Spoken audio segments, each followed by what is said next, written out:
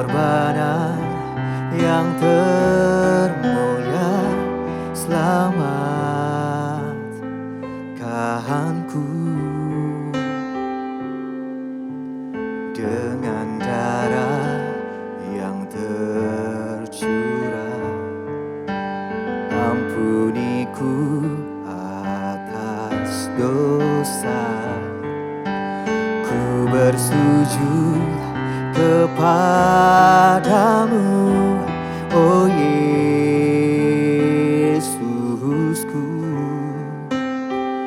Engkau ku sembah, Kau yang terindah.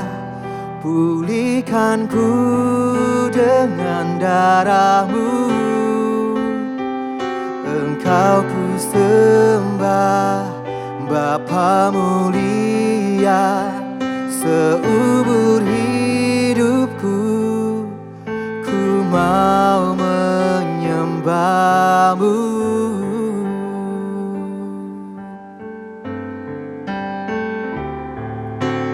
Dengan darah yang tercurah, ampuniku atas dosa. Ku bersujud kepadamu, oh Yesusku.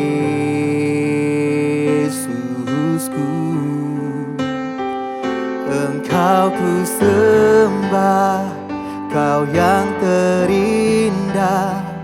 Pulihkan ku dengan darah-Mu. Engkau ku sembah, Bapa mulia. Seumur hidupku ku mau menyembah-Mu.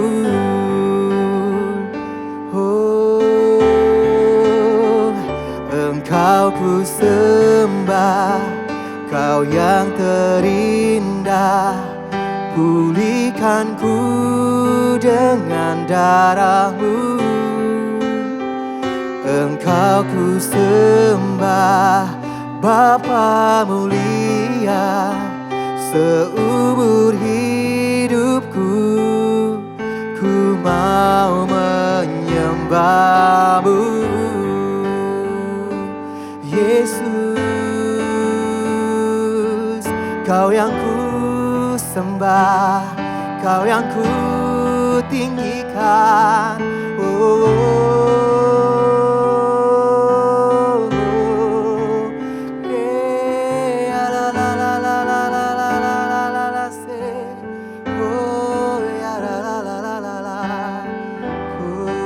Bapa, Engkau ku sembah, Kau yang terindah. Pulihkan ku dengan darah-Mu. Engkau ku sembah, Bapa mulia. Seumur hidupku ku mau menyembah-Mu. Seumur hidupku ku mau menyembah-Mu. Seumur hidupku ku mau menyembah-Mu.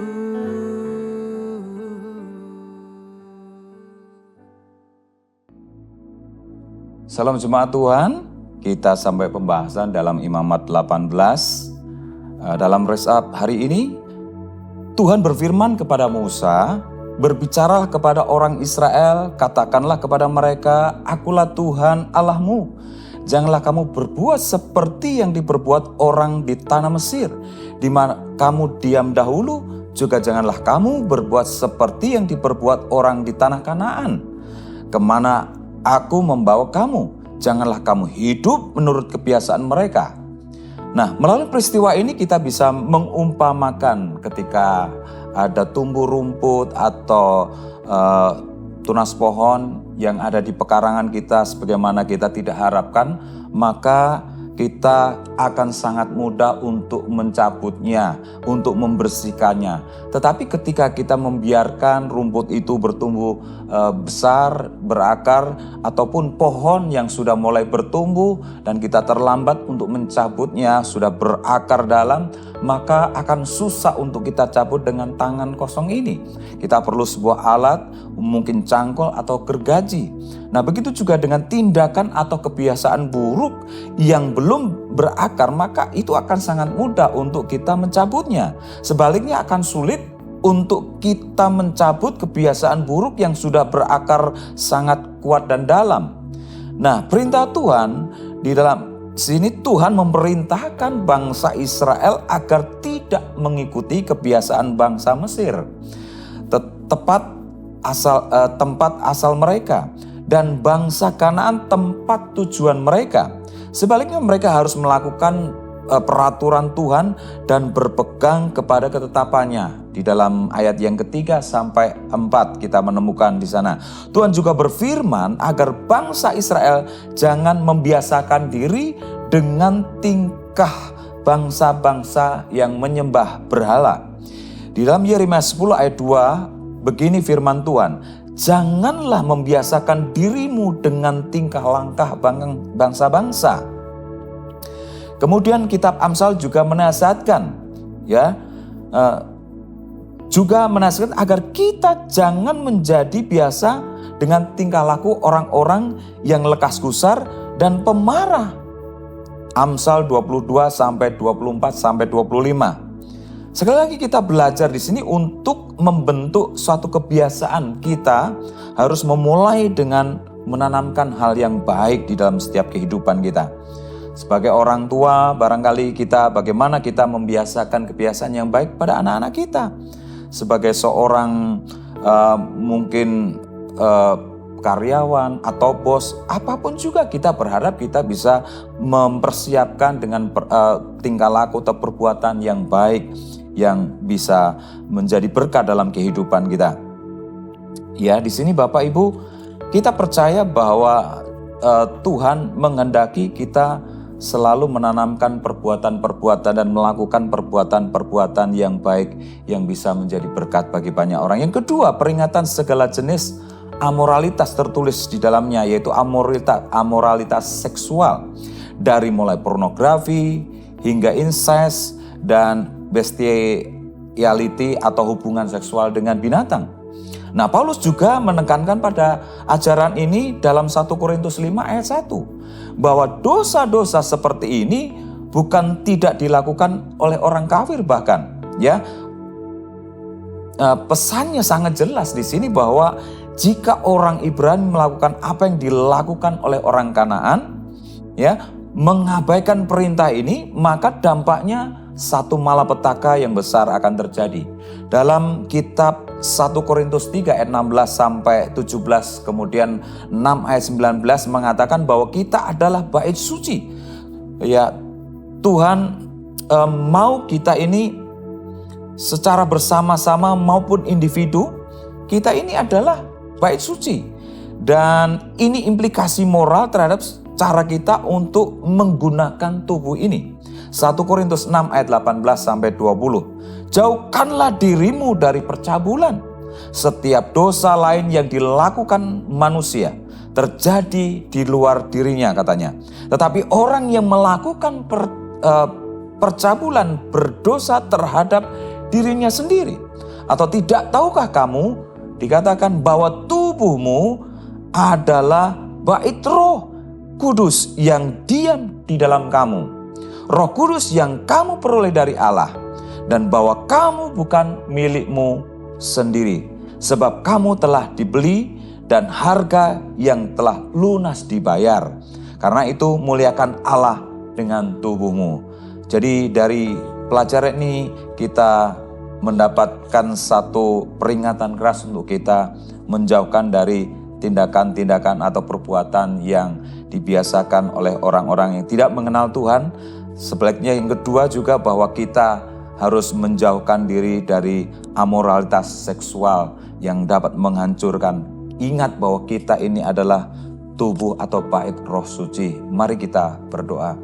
Bapa di dalam surga, terima kasih kami diingatkan bahwa kami ini adalah bait-Mu. Kami harus menjaganya tetap kudus, tetap suci, dan kami senantiasa pada akhirnya melakukan satu perbuatan yang berkenan dan menjauhkan dari perbuatan yang buruk di hadapan Tuhan.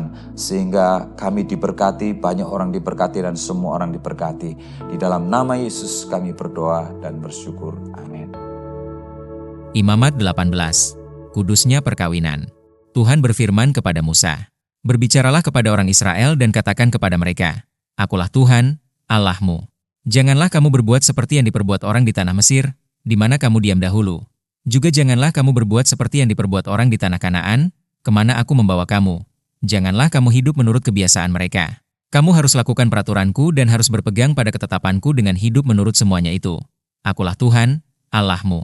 Sesungguhnya kamu harus berpegang pada ketetapanku dan peraturanku. Orang yang melakukannya akan hidup karenanya. Akulah Tuhan. Siapapun di antaramu janganlah menghampiri seorang kerabatnya yang terdekat untuk menyingkapkan auratnya. Akulah Tuhan. Janganlah kau singkapkan aurat istri ayahmu, karena ia hak ayahmu, dia ibumu, jadi janganlah singkapkan auratnya. Janganlah kau singkapkan aurat seorang istri ayahmu, karena ia hak ayahmu. Mengenai aurat saudaramu perempuan, anak ayahmu atau anak ibumu, baik yang lahir di rumah ayahmu maupun yang lahir di luar, janganlah kau singkapkan auratnya. Mengenai aurat anak perempuan dari anakmu laki-laki atau anakmu perempuan, janganlah kau singkapkan auratnya, karena dengan begitu engkau menodai keturunanmu. Mengenai aurat anak perempuan dari seorang istri ayahmu, yang lahir pada ayahmu sendiri, janganlah kau singkapkan auratnya, karena ia saudaramu perempuan. Janganlah kau singkapkan aurat saudara perempuan ayahmu, karena ia kerabat ayahmu.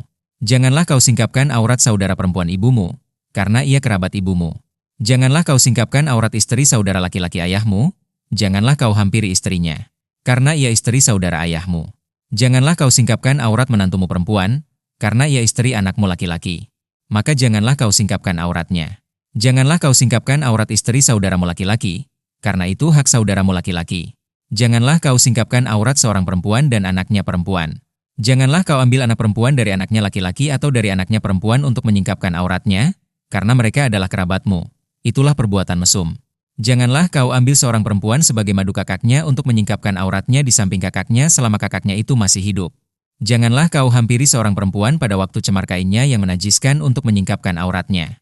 Dan janganlah engkau bersetubuh dengan istri sesamamu, sehingga engkau menjadi najis dengan dia.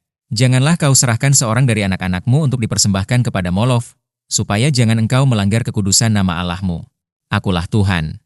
Janganlah engkau tidur dengan laki-laki secara orang bersetubuh dengan perempuan, karena itu suatu kekejian.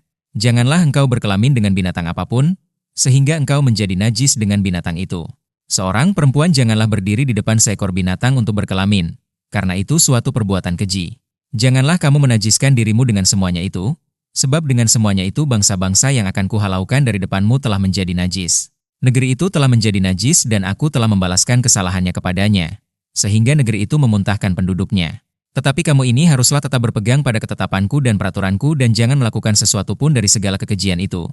Baik orang Israel asli maupun orang asing yang tinggal di tengah-tengahmu, karena segala kekejian itu telah dilakukan oleh penghuni negeri yang sebelum kamu, sehingga negeri itu sudah menjadi najis, supaya kamu jangan dimuntahkan oleh negeri itu, apabila kamu menajiskannya, seperti telah dimuntahkannya bangsa yang sebelum kamu.